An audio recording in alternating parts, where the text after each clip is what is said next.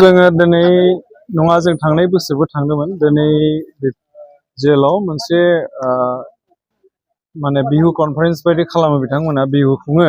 कैदिफोरखौ एसे रंजा बाजा खालामनानै जाहाथे गोसोफोरखौ मोजां लाखिनो थाखाय बिथांमोना नाजायो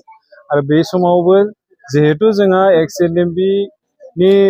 गासै 60 सोद्रोमाफोर दङ जों बिथांमोनखौबो जों खबर लानाय हिसाबै थांदोंमोन आरो जों लोगोसे गोबां कालचारेल टीम थांदोंमोन दा जोङो भितराव थांनानै गोबां खोथा जों सावरायबाय बिथांमोनखौ लोगो मोनबाय बिथांमोननि सुखु दुखुफोरखौ जोङो सोंबाय बिथांमोननि केसफोरा मा स्टेटासआव दङ बे स्टेटासफोरखौ जों मोनथिबाय दा खायसे खायसे बिथांमोननि केसफोरा फाइनाल स्टेजाव दङ दा बिथांमोननिया गासै जों मोनथिनो मोनबाय जे बिथांमोननि केसा गासै 9टा ग्रुप दङ बे 9टा ग्रुपआव दस्रा एंगेलाव माने रायदान जागासिनो दा बे बेलायाव बिथांमोननि केसा दा फाइनाल स्टेजाव हियारिं जागासिनो किन्तु सासेबो गथ'नि सासेबो केडार्सनि जोङो रेहाय मोननाय जों दिनैसिम नुवाखै आरो बिथांमोना फोरमायनाय बादिब्ला आरोबाव जा केस सोलिगासिनो दङ बेयाव रेहाय मोननायखौ जों माने नुहुराखै माने बिथांमोना बुंनाय बादिब्ला दा जेसेबां दङ बिथांमोना बिराद दुखुआव दङ माने सासेबो माने माबा मोनाखै आरो रेहाय मोनाखै दा थेवबाबो बिथांमोना दुखुजों बुंदों जे जोंहा गभर्नमेन्टनि सेराव जोंहा माने खोब आसा दङ जोंखौ बिटिसि गभर्नमेन्ट आरो आसाम गभर्नमेन्ट लोगो नांनानै जोंखौ थाबैनो बिटिआर एकर्डनि सुक्तिनि दारै जोंखौ थाबनो सुख'गोन होननानै बिथांमोना बुंदों होननानै फोरमायदों नाथाय दिनैसिम बे खोथाया बेसेबां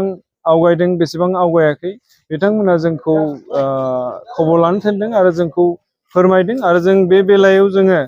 बुंदों जे नोंथांमोनखौ जों माबाफोर एडभकेट लेभेलाव बा कर्ट लेभेलाव सहाय खालामनो हायोब्ला जों खालामगोन बे बेलायाव जोङो दा माने हाइ कर्टआव सोलिबाय थानाय जा केसफोर दङ आरो जा गोदान केसफोर जाब्लाबायनाय दङ बेफोर केसनि सायाव जोङो स्टाडि खालामगोन एज ए जोङो बड' एज ए माने हिउमेनिटि ग्राउन्डआव जोङो बिथांमोनखौ मोजाङै मोजां ओंखारनायनि लामा बा सावरायगोन गभर्नमेन्टनि आथिङाव जोङो नांगौबा आथिं हमनानै खुलुमहैगोन बा गभर्नमेन्टखौ जोङो आथिं हमनानै खुलुमनानै खावलायगोन जे नोंथांमोना जोंनि बे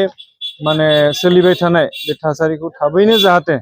बिथांमोनखौ जेलनिफ्राय बरननानै उदां हायाव लाबोनानै जेन बिथांमोनखौ आलो गोजोनै संसार जानायाव सहाय खालामो जिहेतु बिथांमोना सारेन्डार पार्सन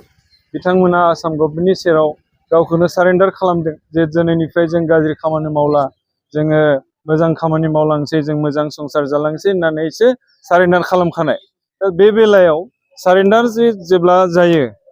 सुक्ति जाखानानै सारेन्डार जानाय बेलायाव जेलाव थाबावनांगौनि खोथा गैयामोन नाथाय बेयो मा एंगेलाव मा जानानै दङ बेखौ जोङो बारा मोनथिनो मोनाखै जों बेखायनो जोङो इउनाइटेड बड' पिपल फेडारेशननि जानानै आसाम सोरकार आरो बिटिसि सोरकारखौ जों खावलायगोन नांगौ जायोब्ला जों बिथांमोननि थाखाय